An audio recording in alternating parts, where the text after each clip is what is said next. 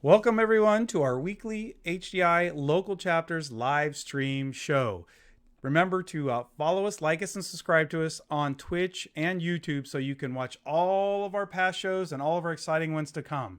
Now, our show is brought to you by Robert Half Technology, a leading provider of technology professionals needed to build, deploy, and operate technology in the cloud and the digital world. I'm your host, Tom Wilk, and today our guest is Jill Weber.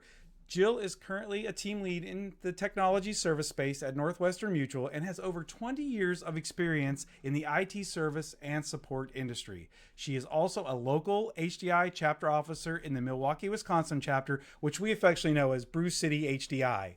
Jill is an avid volunteer, a dog lover, family-oriented, and a person that GSDs. We'll leave that at that.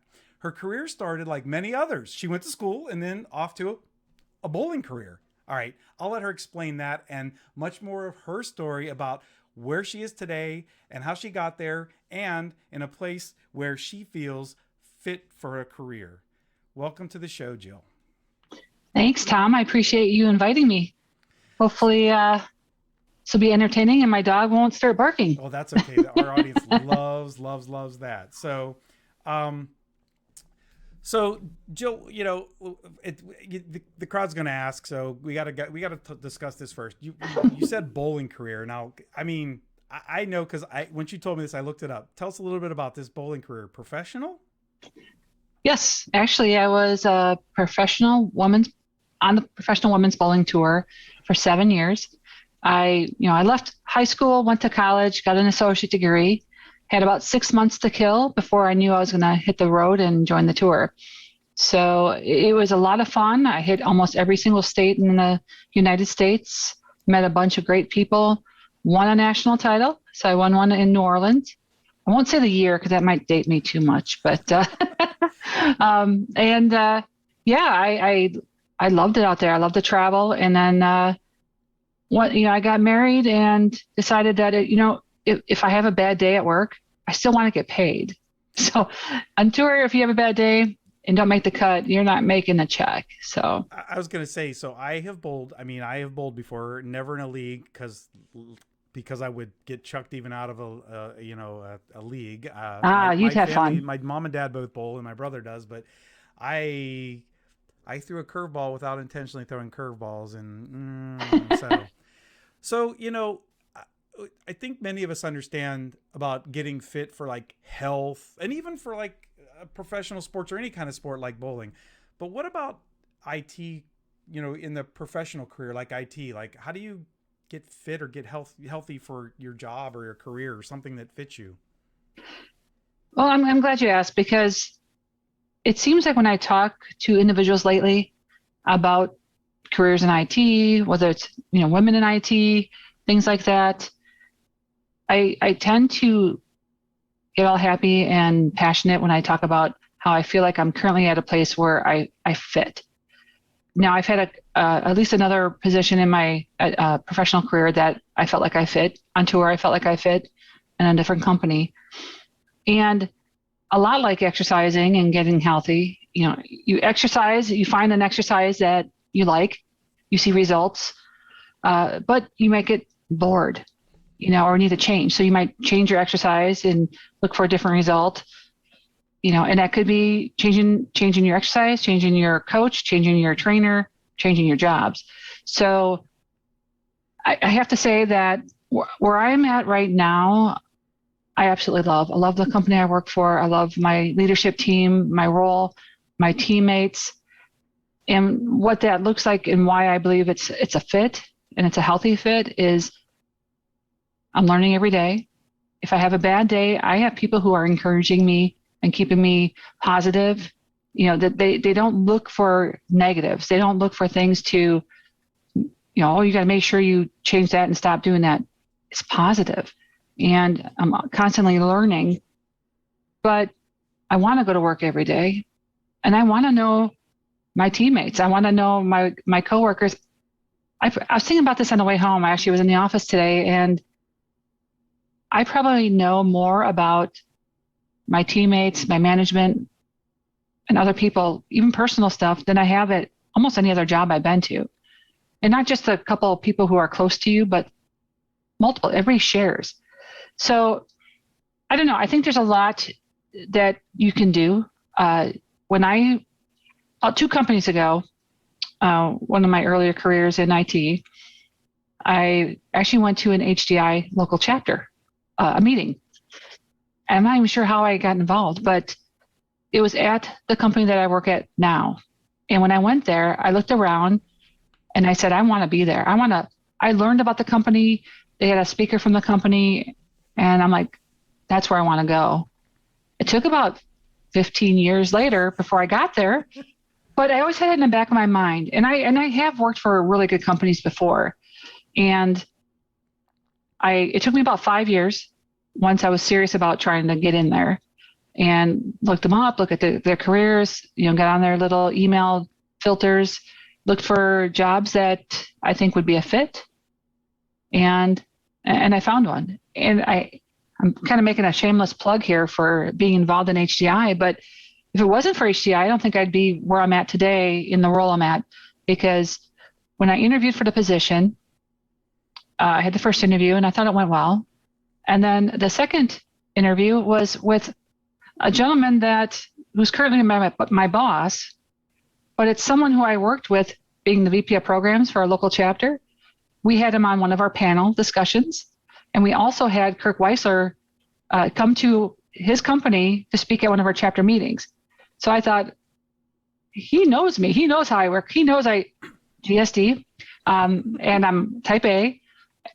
And I thought, well, if he didn't like my style, he probably wouldn't have called me back for a second interview. So, and HDI is a big component of respect that our company gives, and they appreciate HDI and my involvement. And I think that is one of the tipping points of why I got hired, actually. Yeah, and I'm glad you mentioned that, because obviously this channel, this show is is part of HDI local chapters, and we we're trying to reach out to people that either don't have a fit career or are looking to get in out of high school, college, whatever. And it's great to hear from people other than me every week about their experience with HDI. Listen, I would.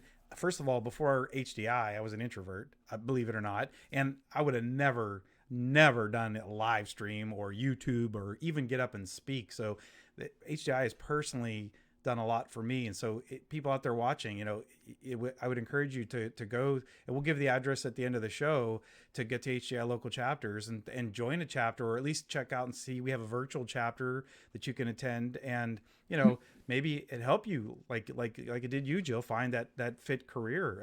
I can't tell you how many people I have met that if I were looking to move and find a different job, the offers that now maybe COVID, maybe they would rescind that right now. but seriously, I know I've met a lot of really good friends that I consult with now, like Ben Brennan, who was the first one on our show, that the Badass IT, Doug Raybold, a lot of folks that have helped me in my career, even where I'm at now. It's helped me grow. So, and that's the thing you talked about, like fit in the context of a career. And I think for me, I became not because I wanted to, but I became a serial career jumper. I started off in a company that was wonderful. I had never even heard of them when I first got out of college. I went to business school. They sent me there for an interview. I got the job, and this place was so wonderful that they believed. And this was, date myself. Let's just say this was back in the early 90s, very early 90s, and they really gave me an opportunity with no experience at all getting into the IT field, and just grew from there. And I think I was there 10 years and had 7 different jobs, and it kind of made me love change. And so for me, I have to tell you, I have been to places that were not very good fits for me. Now, and the point I was going to ask you is, like, maybe there are people that don't think where you work is the right fit for them. Sure. That's why variety of places and people and jobs. Mm-hmm. So, Well, and the thing is, I'm hoping that this will be my career retirement area. I love it that much. I worked for another company that I was hoping that would be. I was there for 14 years, but it also became to a point where it wasn't a fit any longer. So that's going to happen, and it's knowing what you don't want. That's part of finding for that fit. You may not know what you want that would make that ideal fit until you're there, but you definitely know what you don't want. And I have to say that in general, we talked about HDI, volunteering, huge. I mean, because all of us who are officers are volunteers, and networking in these groups. So IT service and support professionals gather monthly, or, there's conferences, but just the connections you can make and experience you hear from others. You just told us a little bit about your career and how you jumped. Yeah. Some people, that's how they are motivated. They jump. Some people want to be where, just let me do my work. I don't really want to talk to many other people. Just give me my plan. I like to have a place that I can be involved. I want them to respect me. If I do a good job, I want to be acknowledged. I don't have to be, parades and all that. I just want to be acknowledged on a job well done. And, if it's something where I feel like I should be compensated, that goes a long way. Yeah. But to be able to have that flexibility to still do all the volunteer stuff I do, to bring HDI, and, for some people that might not be your fit, but for me it is. So, and recognizing when it's not a fit any longer. And like I mentioned, like in exercise, you might change your exercise, you might change your gym. Yeah. That could be just like changing your company. And it could be your coach. So if I suddenly fell out of love with my leadership team, the company I'm at, there's so many opportunities, especially in IT, that I can look elsewhere within the company. The company itself is great. You want to also work at a company or a place that you respect and that you're proud of. And I think that's another thing too. So basically, our motto is, do what you think is right, and they will support you, and they do. It's kind of like that asking. It's kind of like asking for forgiveness, right? Yeah. I tell a story when I give presentations. I read an article in the Reader's Digest once about a VP of IT. He gave his. You want to talk about GSD? He gave his employees a IFU card, and he had, and that's what he called them. He called them IFU card. He said, and he had to actually tell people, if you didn't use at least one, if not both cards I gave you every year, your yearly performance evaluation would suffer, because I want you to. He says, obviously the parameters were, don't intentionally do something stupid, but we can't learn, we can't grow, we can't innovate if everybody's just doing the same thing they did every day. So you're right. And to your point about like that, I remember I worked at a place and I loved it. I absolutely loved the place. And then all of a sudden one day I didn't love it anymore. And I said to my wife, I said, I don't understand what happened. She said, you outgrew the position. It's not them, it's you. I said, well, that's a typical thing for you to say to me, but it was true. I realized like it was me that outgrew the position. And even where I'm at now, I'm at a I'd say mid-sized university. I started out in the central IT department. And it was fine. It was great. But I was like, I came to a university. I kind of want to work with students. It wasn't really working with students. I was mainly administration. And there was a place for me to go. And I ended up moving. And now I'm at one of the colleges in the university. And it's a much better fit for me. Plus, it gives me opportunities to do things like this. So You're absolutely right. So, Jill, I got to tell you, we are already down to less than 2 minutes to go. Believe it or not. Yep. You got two talkers here, so that goes quick. Exactly. So, but before we go, I want to give you the last segment of anything you would like to share with our audience about career fit and anything you haven't told us yet.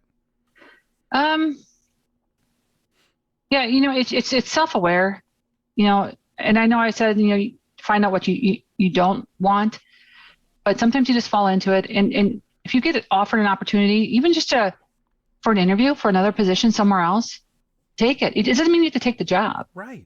Yeah. But you can see what else is out there, and you can see how marketable you are too. So if you do get to that point in your career that it's not a fit any longer, you still have reached out, you made connections elsewhere, and you might have that other opportunity. That is true. And I know in some places, like some of the advice I give people is like, sometimes you have to move to move up, you have to leave an organization. Yeah. It doesn't mean it's a bad organization. It's just that they either don't have a place for you, or they just don't see you as at that level yet. And you may be ready, and you can find that out by doing that, and I guess that's kind of like, I was thinking about when you said that, I was like, kind of like thinking, well, like, why did you pick bowling over baseball or, hockey, right? It's just something that you felt that was something that you were good at and that interested you. And it's in our family. It's been a family sport. I watched a couple of clips from back then. Oh, did you? You were good. You were definitely good.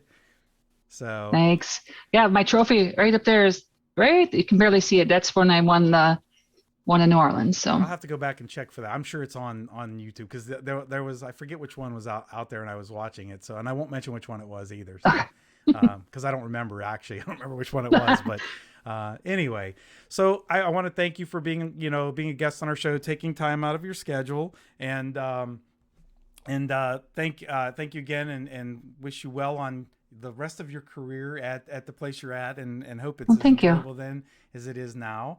Appreciate that. Thank you. And I want to, thank everybody for watching this video, and the HDI local chapters, the .org, the address is in the top of the screen. Again, as Joe mentioned, check it out. They offer a lot of good things, and it's a free organization. It's not, I mean, there is a membership fee if you want to join as a member, but it's not like we sell anything. It's an opportunity to network and meet people that can help you along in your career, like helped us. I mean, yep, that's how we met.